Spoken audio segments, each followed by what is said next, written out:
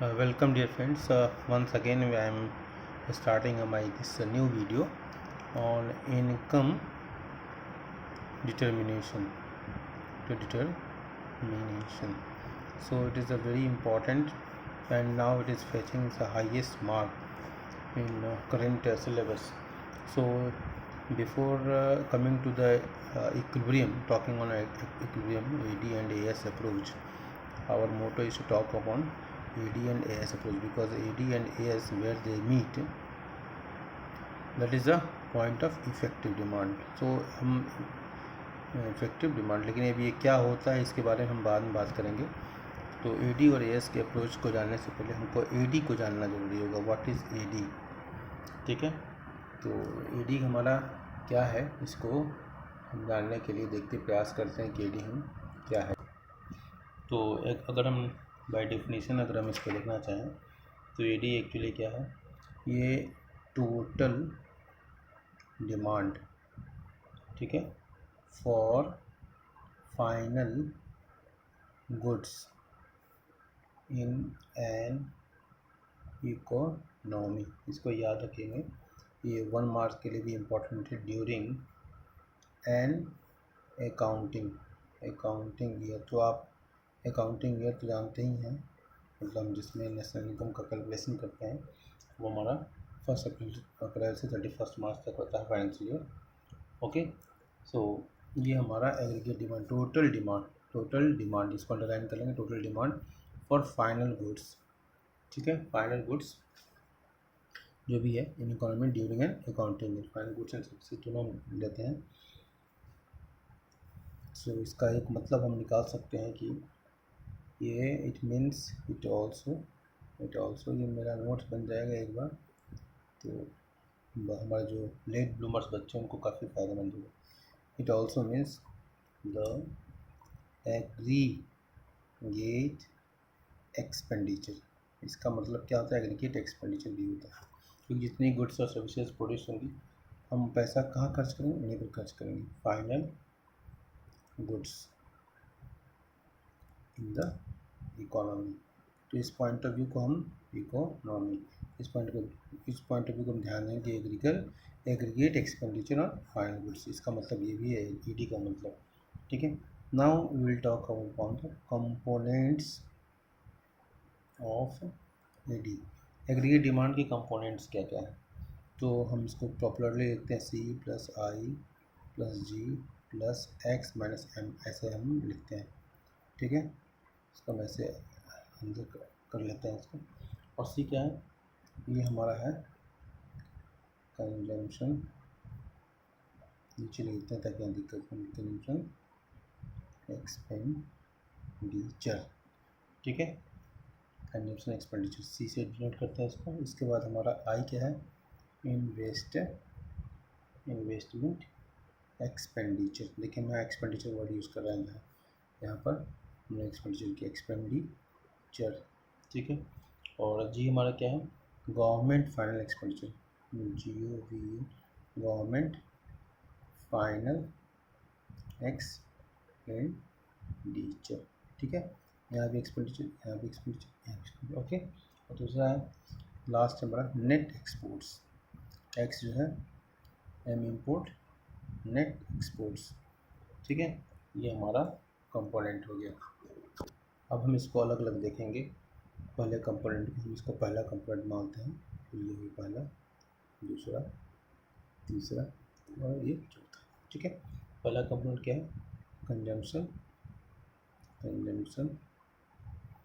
Expenditure. ये मेरी diary में नोट बन रहा है और ये हमारे लिए परमानेंट बन जाएगा. कंजम्पशन एक्सपेंडिचर ये पहला हमारा है, ये इसको हम C ले लेते हैं यहाँ पर, ताकि बार जितनी बार हम लिखेंगे उतना कन्फ्यूजन मेरा कम होगा. तो इट इज़, ये क्या है, it is that portion of income, वह इनकम का वह भाग, ठीक है, income which is spent on purchase of goods and services by the consumers, by the consumers, okay, in an economy during, फिर वही, during the accounting period, ठीक है। मैं इस कुछ बातों को अंडरलाइन कर रहा हूँ। फिर क्या, it is that portion of the income का वह हिस्सा which is spend on purchase of goods and services by the consumers in income during accounting year, ठीक है। ये हमारा क्या है, कंजम्पशन एक्सपेंडिचर, ओके। नाउ हम बात करते हैं, देखते हैं हमारा ये डायरी, मुझे बड़ी खुशी हो रही है कि हम ये मेरा नोट्स तैयार हो जाएगा, वो आगे आने वाली जनरेशन के लिए बड़ा फ़ायदेमंद होगा। तो हमारा इन्वेस्टमेंट एक्सपेंडिचर, ठीक है, एक्सपेंडिचर ये क्या होगा, इन्वेस्टमेंट एक्सपेंडिचर, ठीक है। इन्वेस्टमेंट एक्सपेंडिचर क्या होता है, ओके। इन्वेस्टमेंट एक्सपेंडिचर हमारा है, इट रेफर्स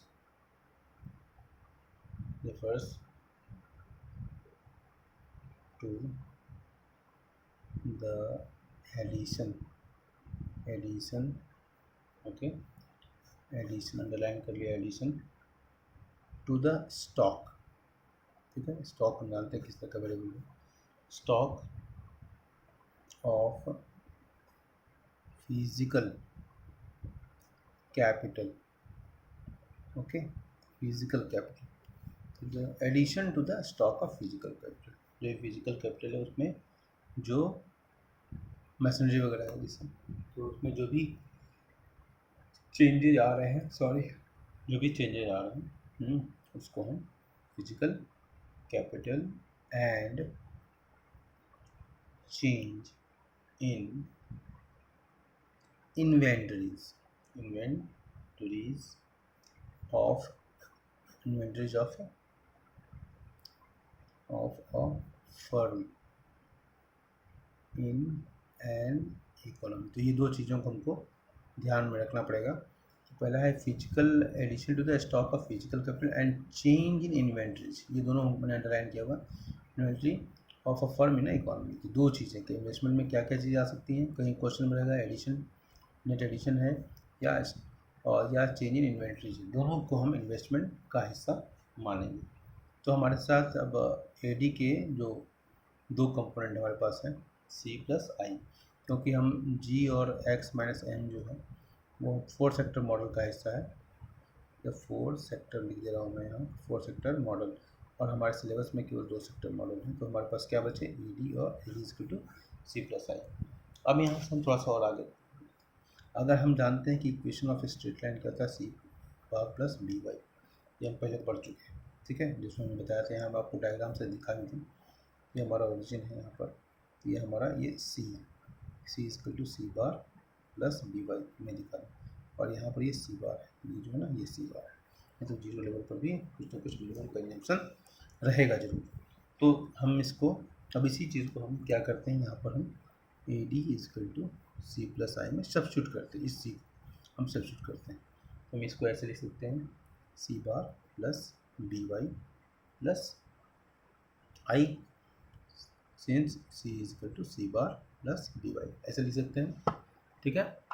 अब हम आते हैं, ये हमारा जो आई है, आई जो है ऑटोनोमस है। अब इसको हम दिखा दो, आई को दिखा दो आपको, ये आई क्या है, ये ऑटोनोमस है, ऑटोनोमस, ठीक है। ये इसको हम ऑटोनोमस इन्वेस्टमेंट कहते हैं, और ये इनकम पर डिपेंड नहीं होता, इनकम का कोई भी लेवल हो ये फिक्स ही रहता है, ठीक है, इसका अमाउंट फिक्स है, इसलिए हम इसको ऑटोनोमस इन्वेस्टमेंट करते हैं। और इस आई को हम इसको आई बार के रूप में अगर हम दिखा दें ऑटोनोमस को इंडिकेट करने के लिए, तो हम ए डी को हम लिख सकते हैं, A D equal to now C bar plus B Y, ये तो पहले से ही हमारा है, प्लस आई की जगह हमने आई बार लिख दिया, तो आई बार, ओके। तो हम इसको ऐसे भी लिख सकते हैं, A D is equal to C bar plus I bar, okay, plus B Y, ठीक है। और ये फाइनली हो जाएगा A D equal to A bar, अब ये ध्यान दीजिएगा, ए बार हमने लिख दिया प्लस बी स्मॉल बी और ये वाई, ठीक है। अब ये बार तो हम यहाँ ए क्या हो गया हमारा, A bar equal to C bar plus I bar, और ये क्या होता है टोटल, ठीक है, टोटल एक्सपेंडिचर, टोटल ऑटोनोमस, है ना, तो क्या है टोटल ऑटोनोमस, ऑटोनोमस एक्सपेंडिचर। अब ये क्वेश्चन यहाँ से बन सकता है, what is total autonomous expenditure. यहाँ देखिए, यहाँ भी ऑटोनोमस, ये भी ऑटोनोमस है, ऑटोनोमस, और ये भी ऑटोनोमस है, मतलब ये दोनों इनकम पे डिपेंड नहीं है। यहाँ भी ये इनकम पे डिपेंड नहीं है, यहाँ भी ये इनकम कंजम्पशन जो सी बार है, ऑटोनोमस कंजम्पशन जो करते हैं, तो इस दोनों को मिला के हमारा क्या हुआ टोटल ऑटोनोमस एक्सपेंडिचर। मुझे उम्मीद है कि ये दोनों क्वेश्चन आपको समझ में आए होंगे, तो ईडी के कंपोनेंट को आप बिल्कुल अच्छी तरह समझ गए होंगे, मुझे पूरी उम्मीद है।